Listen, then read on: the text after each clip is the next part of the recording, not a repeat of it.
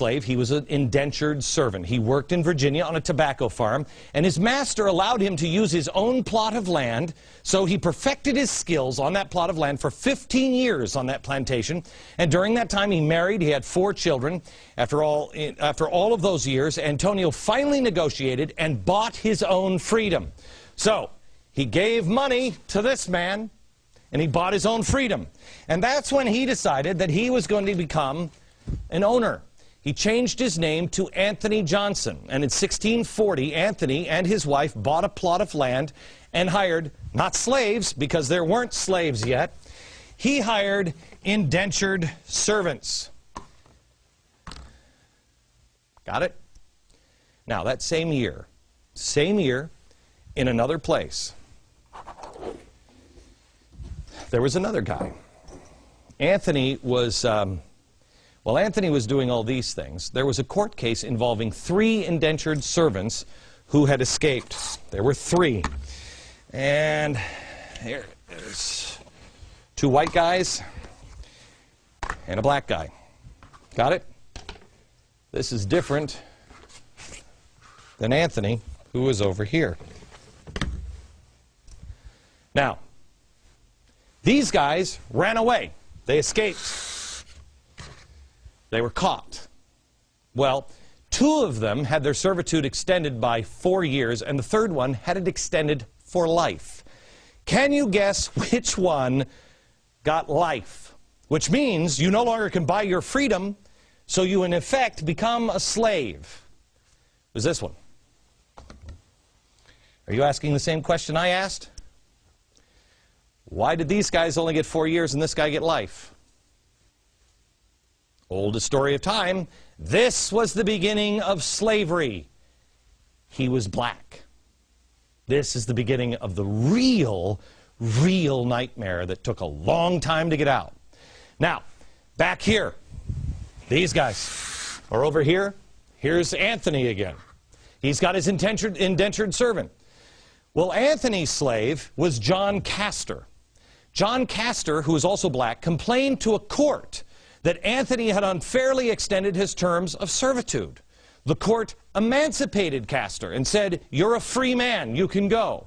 But Anthony went back and he tried to convince a court that Castor belonged to him and should be his for life. He won the court case, believe it or not. He won the court case, and he became a slave. Do we have it? He became a slave. The first one.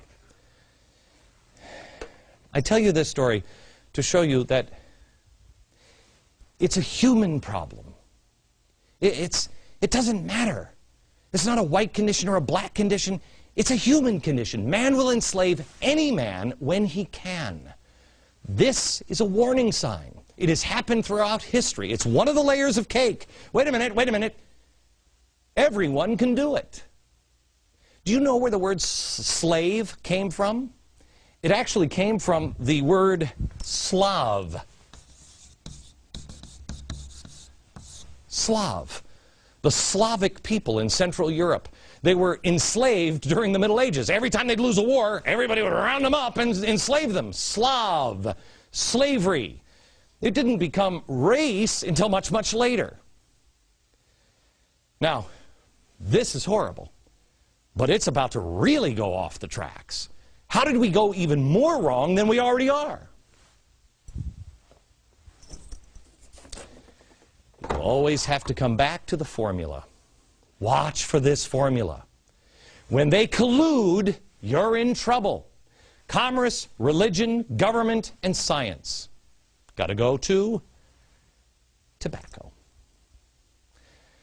Tobacco, worth a lot of money. It was a skill set that the English were familiar with, but they weren't good at it at all. The people who were good at it were the indentured servants. They spent their whole time doing it, and they had a chance to buy their way out if they could do it well.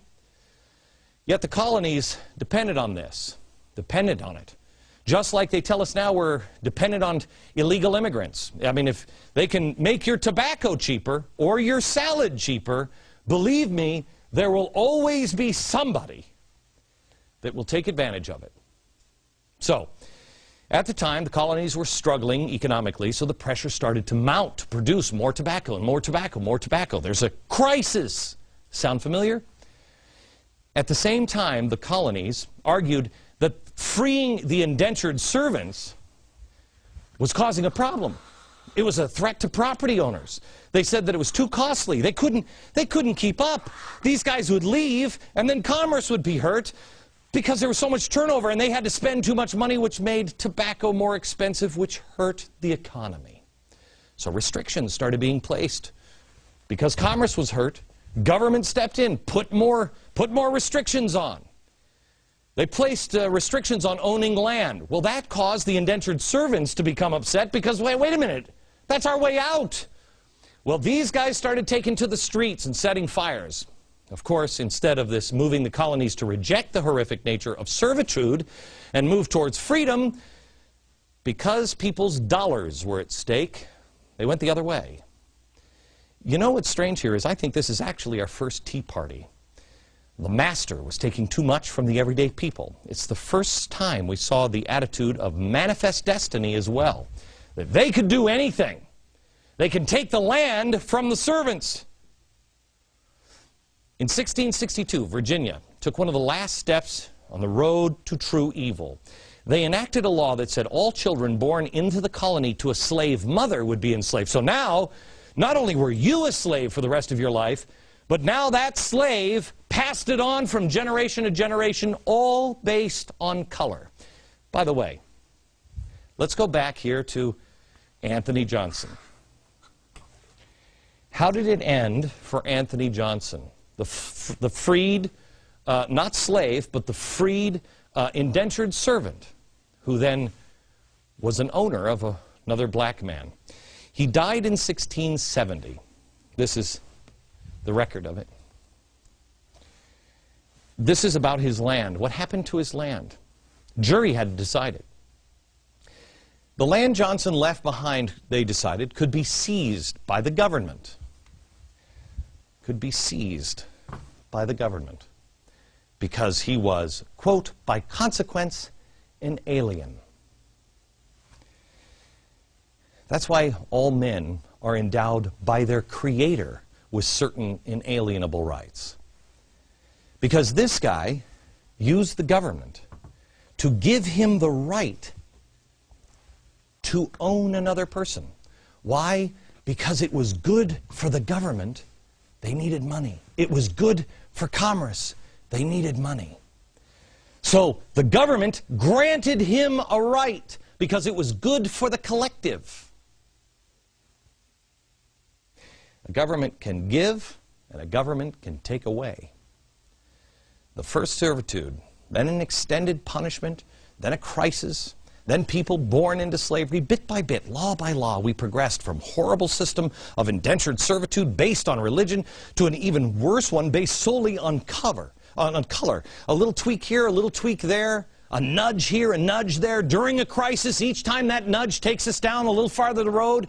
That's why you must stop and ask yourself, not just what kind of change are we talking about, but what lies at the end of the road. If we just keep being nudged, where does it lead us?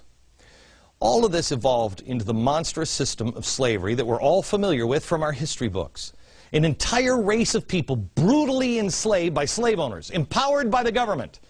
It is today this nation's deepest scar. A lot of our problems started here. It's our most grotesque national tragedy. But again, this is just scratching the surface. Do your own digging. Get the full history. You need to find out what you truly believe in, what this country is really about. Are we just about slavery?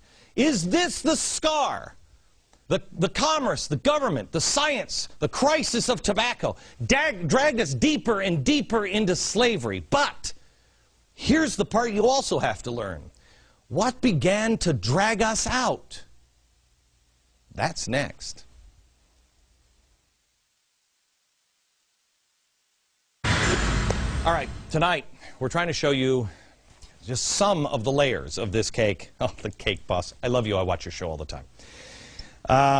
Some of the layers of this cake that make up our history. If you can squeeze in, you see that it's